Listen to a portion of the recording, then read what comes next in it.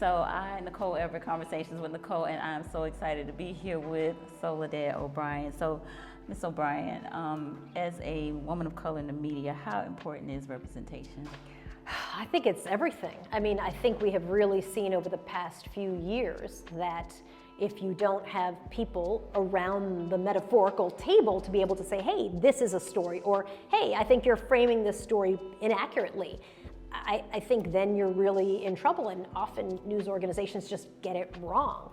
So I think representation is really important. Partly, I think it's, you need to reflect like the community you're in, for sure. But also, from my point of view, it's about accuracy and storytelling. Yeah. How can you tell a story about a community when you've never visited it, you don't know anybody there, and you don't know anybody who lives there? I mean, I think that's a real problem, and it obviously makes the quality of your reporting worse. So, I don't even think it's a question. Representation is really essential.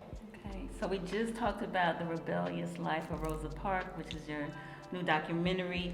There was a point in the movie where she talks about, why do you push us around? Have you ever had your Rosa Parks moment where you felt like, why do you push us around? I wouldn't quite say it in that way, partly because I would never, ever, ever in a million years equate myself with Rosa Parks at all. But I'm just saying, as a woman of color in media, have you had, moments where you felt like, you were being pushed around because you were a woman, because you were a woman of color? I think more often I've had why are we not in this? Would be probably the way I see it. And I'll give you an example. When I worked at CNN many years ago, it must have been the 2016 election, I was driving down the West Side Highway, and CNN had this massive billboard. And it was Wolf Blitzer and Larry King and Anderson Cooper and somebody else, but like 4 middle-aged white men. And I remember thinking, like, I'm embarrassed. It is 2016.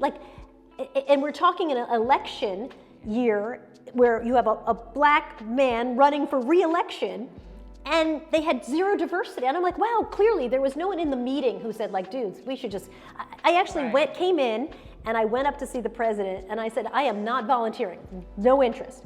But I'm embarrassed as someone who works here to be like, go find a person, a woman, a person of color, just pop them on the billboard. Right. So I feel like I've had that conversation a lot of like, was there no one in the room who said, do you guys not see how this looks? Yeah. And so what ended up happening was they added Paula Zahn to the political coverage that year, and then the year after that, I was drafted to do it. But I didn't necessarily want to do it. I just wanted to make sure that we were sending a message to people who are driving by our massive billboard that we were going to tell the story of America, not the story from the perspective of 4 middle-aged white dudes. And I think that's an argument I've had very often, and I am tired of it. Thank you so much for your time. I appreciate it, and all the best to you and all that you do. Thank you for having me.